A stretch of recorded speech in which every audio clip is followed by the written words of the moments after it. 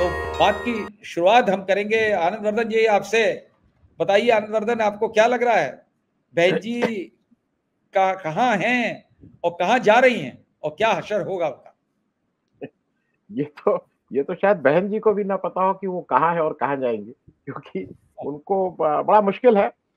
लेकिन मैं बहन जी को एक चीज हरदम देखता हूँ कि दो दो मॉडल बिल्कुल सामने मेरे हैं, और दोनों को लाभार्थी मॉडल देख के बोलेंगे।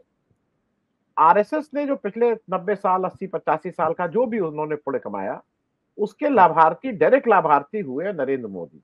नरेंद्र मोदी जी ने उस लाभार्थी को होके उसका खूब लूटा, और आज वो लाभार्थी नहीं होके अब वो उल्टे हो गए। मतलब अब वो लाभार्थी से एक बड़ा उन्होंने अपना स्वरूप कर लिया। काशीराम जी की जो पूरी तपस्या, पूरा मिशन इतने सालों का था, उसका मैं अगर आप वैसे कहिए तो लाभार्थी मायावती जी रही, इसमें कहीं कोई दो राय नहीं।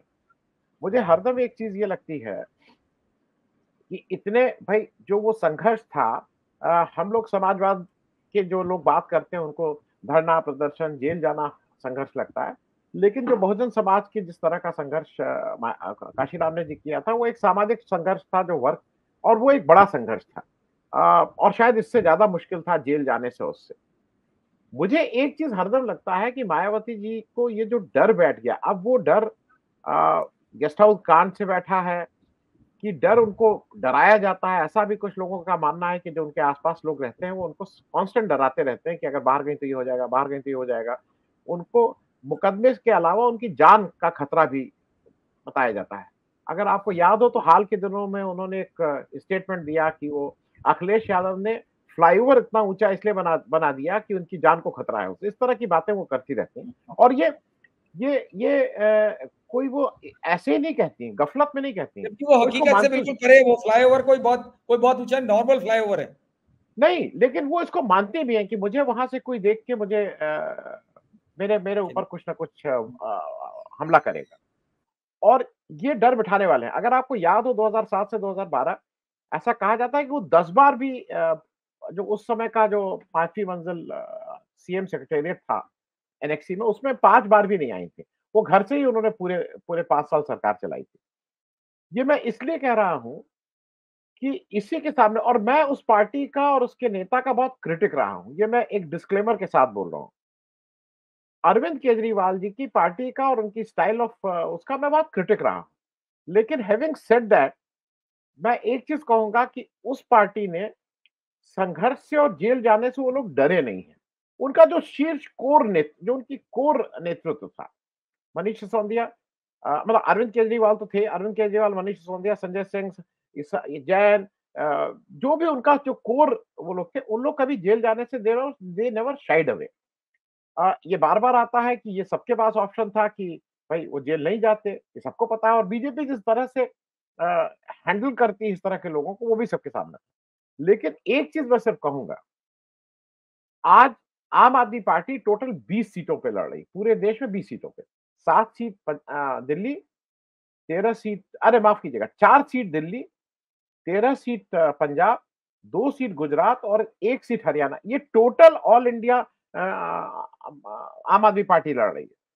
लेकिन 20 सीटों पे लड़ने वाली पार्टी का एक संजय सिंह नेता कल जेल से निकलता है, और आज वो इंडिया गठबंधन का ऑल इंडिया नेता के लेवल पे बात कर रहा है। उसको कहा जा रहा है कि आप यहां भी आइए, आप यहां भी आइए, सीटें आज हमको आपको पता है कि अगर संजय सिंह आज सुल्तानपुर, जौनपुर उस वाले एरिया में घूमेंगे, वोट का प्रभाव पड़ेगा। कितने वोट बढ़ेंगे, कितने घटेंगे, मैं इस पे नहीं डिबेट कर रहा हूं, वोट का।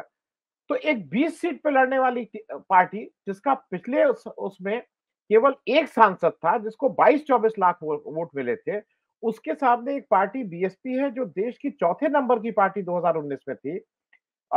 और 2019 में बीएसपी को ठीक ठाक वोट भी मिले थे, मतलब वो 3.63%, चौथे नंबर की पार्टी, 3.63% ऑल इंडिया वोट, 10 सीटें, वो आज कहाँ है?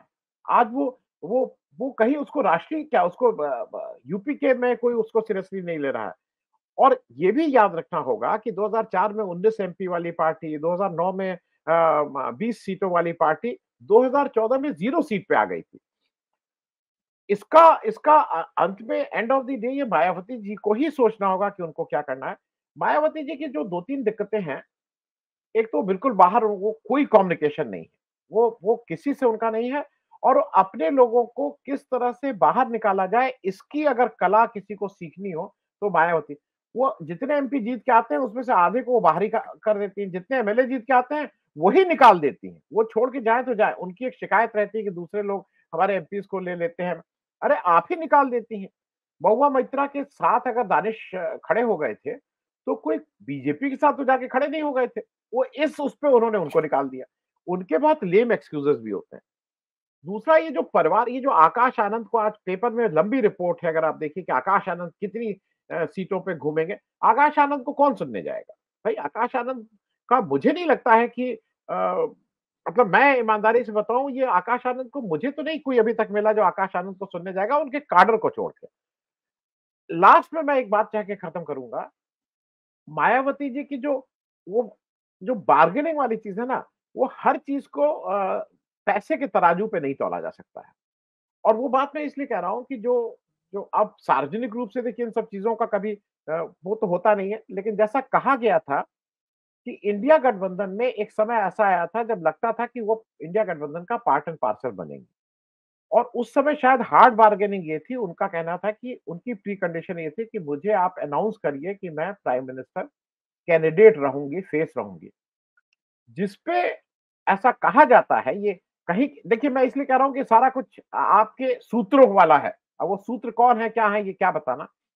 ऐसा कहा जाता है कि इंडिया गठबंधन में उनका इंसिस्टेंस कांग्रेस पे था। सपा मान गई थी। सपा ने एक एबीपी के 2-3 डिबेट्स में सपा के वो बोलने भी लगे थे कि भाई बुआ जी को तो हम लोग प्राइम मिनिस्टर, हमें कब था, हम तो चाहते ही वो प्राइम मिनिस्टर बने। लेकिन कांग्रेस का कहना ये था कि भाई बाकी लोगों से बिना पूछे हम लोग कैसे अनाउंस कर सकते हैं। और उसका प्रैक्टिकल साइड ये थी कि अगर ममता बनर्जी 30 सीट जीत के आ जाती हैं और मायावती जी 5 सीट जीत के आ जाती हैं, तो ये इम्बैलेंस रहेगा। और मायावती जी नहीं मानी। तो मुझे आज की तारीख में ऐसा लगता है कि मायावती जी लड़ जरूर रही हैं, अभी 37 नहीं, वो पूरी 40-80 सीट पे लड़ेंगी। क्योंकि थोड़ा लेट हो रहा है। अब मार्केट उतना तेज नहीं रह गया है। डिस्काउंट में कुछ टिकट उनको देने होंगे, क्योंकि इस समय प्रीमियम तो नहीं मिलेगा उनके टिकट को। अ, ठेकेदारों को ज्यादा देने होंगे। मायावती जी पहले भी अनाउंस किए हैं कि वो मुसलमानों को ज्यादा देंगे। अ, लेकिन हमको, आपको या किसी को भी इस बार का इलेक्शन 2024 का बाइपोलर है, द्विपक्षीय है। बीजेपी वर्सेस है, वो वर्सेस कोई भी हो सकता है कहीं। अ, और उन दोनों के बीच में मायावती जी मुझे लगता है कि इस बार के चुनाव में बिल्कुल इररिलेवेंट होकर निकलेंगी। पिछली बार जो उनको एक सीट 2022 में एमएलए की मिली थी उमाशंकर सिंह को, वो उनको सीट नहीं थी। उमाशंकर सिंह किसी भी पार्टी से लड़ जाते, वो जीत जाते। वो कोई बीएसपी की जीत नहीं थी। लेकिन फिलहाल के लिए मायावती जी ने अगर ये रास्ता चुना है कि इस एज में वो अब अपने को इररिलेवेंट करना चाहती हैं, तो वो इररिलेवेंट बिल्कुल ठीक से हो जाएंगी। इसमें कहीं कोई डाउट मुझे नहीं लगता। सत्य हिंदी का ऐप डाउनलोड करें गूगल प्ले स्टोर पर।